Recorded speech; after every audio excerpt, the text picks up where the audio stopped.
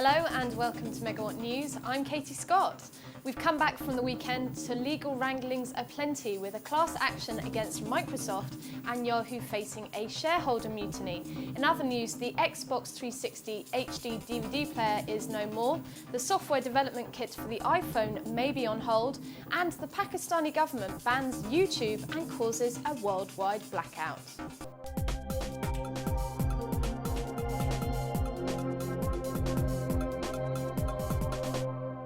A federal judge in the US has given the go-ahead for a class action against Microsoft.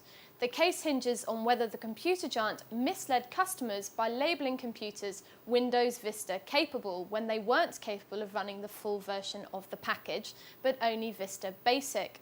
The judge did, however, throw out the claim that customers were harmed by buying computers that could only run Vista Basic because neither of the named plaintiffs enrolled in Microsoft's Express upgrade program to allow people who purchased Vista Capable computers before Vista's launch to later upgrade to Vista.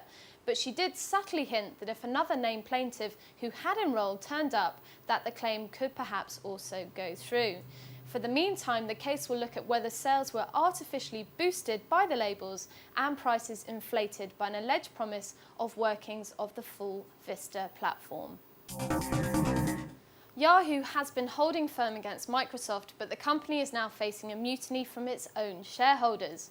As we've been reporting, Yahoo rejected Microsoft's $41.2 billion takeover bid on the 11th of February. Since then, we've heard rumours of a possible tie-up with rival Google, a merger with Time Warner's AOL, and even a possible takeover by Rupert Murdoch's megalith News Corp.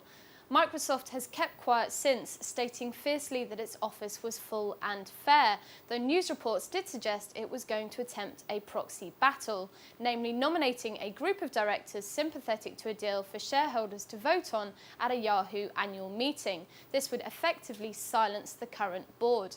But it seems it may not need to stir up shareholders all that much. They're already annoyed. And two Detroit pension funds have already sued Yahoo.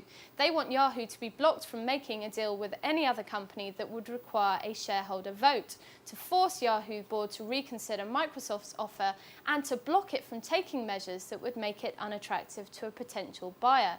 They even accused Yahoo of putting personal distaste for Microsoft ahead of shareholder welfare. Unsurprisingly, Yahoo is keeping quiet in this war of words. The fallout to the end of the format war continues as Bill Gates and co have finally owned up and admitted they're going to pull the plug on the Xbox 360 HD DVD player. In a statement on an official blog, Microsoft said they are simply following Toshiba, the Hollywood studios and retailers who have all flocked to the Blu-ray flag. Warranty support for the player, however, will continue. Apple promised us a software development kit for the iPhone this month, but nothing has appeared as yet. And now Business Week is reporting that a delay of 1 to 3 weeks may be on the cards. The kit will allow third-party developers to try their hands at making new applications for the iPhone without having to break Apple's defences. It was promised way back in October by none other than Steve Jobs, but there's just days left of this fine month before, well, it becomes March. There are rumours of a huge Apple launch tomorrow, so check back then and see if the Apple harvest has come in. For 2 hours on Sunday, people around the world couldn't access YouTube, and it seems this is exactly what the Pakistani government wanted, but only for its own citizens. The outage was caused by technicians from PCCW, a Pakistani ISP, following instructions from the country's government to block the website, as its content was deemed offensive to Islam. However, the BBC's techie editor, Darren Waters, suggested that when they hijacked YouTube's web server to do this, they managed to leak the details of the hijack around the world, and other ISPs mistakenly followed suit. According to YouTube owner Google, the problems lasted for around 2 hours.